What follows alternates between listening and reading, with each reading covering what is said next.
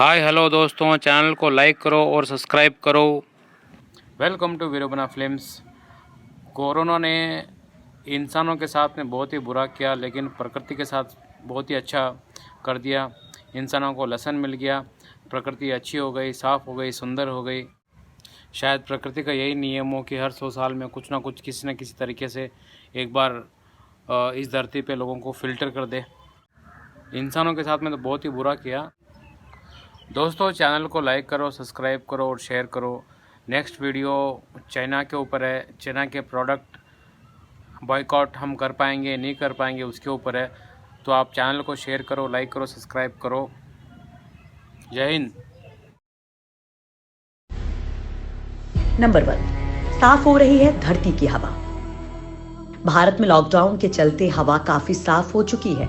Satellite से ली गई हालिया तस्वीर में दिख रहा है कि भारत के अलग अलग शहर जो भयानक प्रदूषण से जूझ रहे थे, वहां स्थिति शानदार हो चुकी है। प्रदूषण का स्तर बहुत हद तक गिर गया है। सैटेलाइट मैप के मुताबिक 24 मार्च से लेकर 24 अप्रैल के बीच पूरे भारत में नाइट्रोजन डाइऑक्साइड कंसंट्रेशन में तगड़ी गिरावट देखी गई है। तस्वीरों से पता चल रहा है कि प्रदूषण के स्तर में 40 से 50% की गिरावट देखने को मिली है। हालांकि उत्तर पूर्वी भारत में नाइट्रोजन डाइऑक्साइड कंसंट्रेशन अब भी थोड़ा ज्यादा है, क्योंकि ये क्लस्टर पूरी तरह से कोल बेस्ड पावर प्लांट से लिंक्ड है, जहां भारत का सबसे बड़ा पावर स्टेशन विंध्याचल सुपर है। पावर प्लांट और गाड़ियों से नाइट्रोजन डाइऑक्साइड सामान्य तौर पर निकलता है। इससे पर्यावरण बहुत दूषित होता है। ऐसे में लॉकडाउन के बाद इसमें बड़े पैमाने पर कमी देखने को मिली है। नंबर 2, भर रहे हैं पृथ्वी के घाव। अगर लॉकडाउन में कुछ अच्छा हुआ है तो वो है प्रकृति की दिन प्रतिदिन बेहतर होती तस्वीर। सबसे अच्छी खबर यह है कि ओजोन लेयर का छेद भरने लगा है। इस बात की पुष्टि करते हुए साइंटिस्ट ने बताया कि आर्कटिक पर 1 मिलियन वर्ग किलोमीटर चौड़ा छेद अब बंद हो गया है। सबके लिए हैरानी वाली बात है ये, क्योंकि बचपन से लेकर अब तक इस ओजोन के बारे में हमेशा चिंता वाली बातें ही सुनते आ रहे हैं। बस पहली बार अच्छी खबर सुनने को मिली है। धरती की इस गंभीर समस्या का इस तरह से खत्म होना एक बड़ी उपलब्धि से कम नहीं है। ओजोन लेयर में 1 मिलियन वर्ग किलोमीटर क्षेत्र में फैला हुआ एक दुर्लभ छेद था, जो इस महीने की शुरुआत में वैज्ञानिकों द्वारा खोजा गया था। छेद होने के पीछे नॉर्थ पोल पर कम तापमान को माना गया था। अगर ये छेद हवा की धाराओं के साथ साउथ की ओर बढ़ने में कामयाब होता तो इससे इंसानों को सीधा खतरा होता। कोपरनिकन एटमॉस्फेयर ऑब्जर्वेशन सर्विस ने जानकारी दी है कि उत्तरी ध्रुव में आर्कटिक के ऊपर जो अप्रत्याशित रूप से ओजोन छेद बना था, वो पूरी तरह से बंद हो गया है। इस छेद ने पिछले महीने बहुत बड़ा आकार ले लिया था।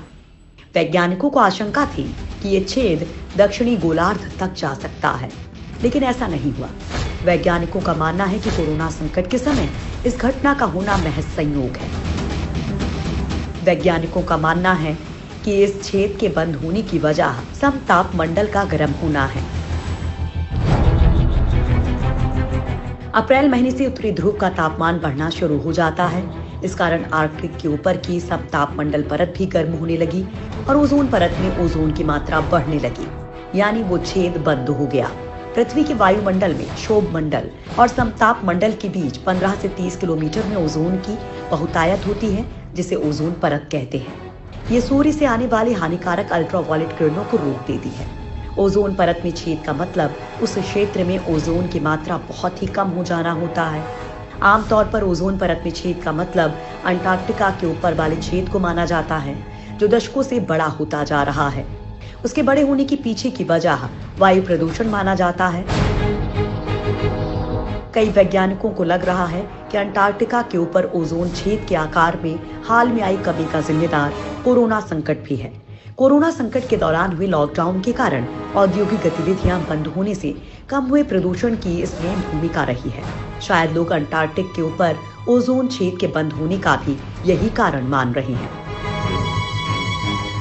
नंबर 3, वाह, साफ होता जा रहा है पानी। देश भर में लॉकडाउन की वजह से फैक्ट्रियां बंद हैं, कल कारखाने रुके हैं, यहाँ तक कि इंसान भी अपने घरों में सिमटा हुआ है। ऐसे समय में हमारी हवाएं शुद्ध हो रही हैं, नदियां साफ हो रही हैं, प्रदूषण कम हो रहा है। इस मौके का फायदा उठा रहे हैं पशु, पक्षी और जानवर। रिसर्च रिपोर्ट्स के मुताबिक दक्षिण एशिया की नदियों में मुश्किल से देखी जाने वाली डॉल्फिन, जिसे गंगेटिक डॉल्फिन भी कहते हैं, वो कोलकाता के घाटों पर दिखाई पड़ी है। डॉल्फिन शुद्ध जल में ही दिखती है। ऐसे पिछले कुछ वर्षों से नदियों का जो हाल हुआ है, उससे वो वहां दिखना बंद हो गई थी। अब ये एक अच्छा संकेत है कि डॉल्फिन घाटों में दिखाई दे रही हैं। पर्यावरणविदों के लिए भी ये आश्चर्य का विषय बना हुआ है। करीब 30 साल पहले तक गंगेटिक डॉल्फिन कोलकाता के अलग अलग घाटों पर आसानी से दिखाई पड़ती थी, लेकिन जैसे जैसे जल प्रदूषण बढ़ता गया, ये दिखाई देनी बंद हो गई। नंबर 4, नदियों के लिए वरदान बना लॉकडाउन। लॉकडाउन के कारण प्रकृति को लगातार फायदा हो रहा है। गंगा, यमुना, नर्मदा जैसी नदियों के पानी की गुणवत्ता में सुधार की तगड़ी रिपोर्ट है। हरिद्वार और ऋषिकेश में पानी में घुले डिसॉल्व्ड सॉलिड की मात्रा में 500% की कमी आई है। लिहाजा गंगा का पानी कई साल बाद पीने लायक हो चुका है। तो वहीं मटमैली नदी में तब्दील हो चुकी यमुना और नर्मदा का पानी भी बिल्कुल क्लियर हो चुका है। क्योंकि जहरीला औद्योगिक कचरा भारत में नदियों के प्रमुख प्रदूषकों में से एक है और फिलहाल सारे कारखाने बंद हैं, लिहाजा इसका सकारात्मक असर नदियों पर पड़ा है। नदियों के पानी में 60% से ज्यादा का सुधार देखा जा रहा है। नर्मदा नदी के पानी में तो अब पशु पक्षी आजाद घूम रहे हैं। फिलहाल नर्मदा का 10 फीट की गहराई तक का पानी साफ दिख रहा है। पारदर्शिता बढ़ चुकी है। नर्मदा के पानी का TDS पहले 126 मिलीग्राम प्रति लीटर मापा गया था, जो अब 70 तक पहुंच चुका है। आपको बता दें कि मिनरल वाटर का TDS 55 से 60 मिलीग्राम प्रति लीटर रहता है। नंबर 5, नासा ने बताया साफ हुआ देश का आसमान। नासा के एक सैटेलाइट ने पिछले 20 साल में उत्तरी भारत में सबसे कम एरोसोल स्तर मापा है और इसके पीछे सबसे मुख्य वजह मानवीय गतिविधियों का कम हो जाना है। एरोसोल ऐसे बहुत छोटे सॉलिड और लिक्विड पार्टिकल्स होते हैं जो विजिबिलिटी कम करने के साथ इंसानों के फेफड़े और दिल को प्रभावित करता है। इंसानों द्वारा बना एरोसोल प्रदूषण के घातक स्तर को बढ़ाता है। इंसान फसलों को जलाकर, जैविक ईंधन जलाकर ये पैदा करते हैं, जबकि ज्वालामुखी, जंगल में लगी आग और आंधी आदि से प्राकृतिक एरोसोल पैदा होते हैं। नासा ने मैप के जरिए इस स्तर को दिखाया है। इसके लिए साल 2016 से 2020 के मार्च 31 से अप्रैल 5 तक की अवधि में तस्वीरें ली गई हैं। एरोसोल ऑप्टिकल डेप्थ के डेटा को नासा की टेरा सैटेलाइट के मॉडरेट रेजोल्यूशन इमेजिंग स्पेक्ट्रोरेडियोमीटर यानी कि मॉडीज द्वारा लिया गया है। नंबर 6, 75 साल में पहली बार साफ निर्मल धरा। वर्ल्ड हेल्थ ऑर्गेनाइजेशन के अनुसार हर साल दुनिया में प्रदूषण के चलते 7 मिलियन लोगों की मौत होती है। ऐसे में सिर्फ डेटा ही नहीं बल्कि आपकी आंखें भी साफ मौसम को देख सकती हैं। साफ नीला आसमान और साफ हवा प्रदूषण रहित तस्वीर दिखा रहा है। लॉकडाउन के चलते कई शहरों में प्रदूषण में भारी गिरावट देखने को मिली है। इस दौरान सड़कों पर वाहनों की कमी और पावर प्लांट्स बंद होने के चलते हानिकारक PM 2.5 और नाइट्रोजन डाइऑक्साइड में कमी देखने को मिली है। भारत के जो 21 शहर सबसे ज्यादा प्रदूषित थे, लॉकडाउन के चलते वहां प्रदूषण 80% तक कम हो गया है। वहीं वैज्ञानिकों के मुताबिक धरती इतनी साफ इससे पहले द्वितीय विश्व युद्ध के दौरान हुई थी। इसका मतलब है कि पृथ्वी 75 साल में सबसे ज्यादा साफ हुई है। इस साल कार्बन उत्सर्जन में 5% की गिरावट आने की उम्मीद है।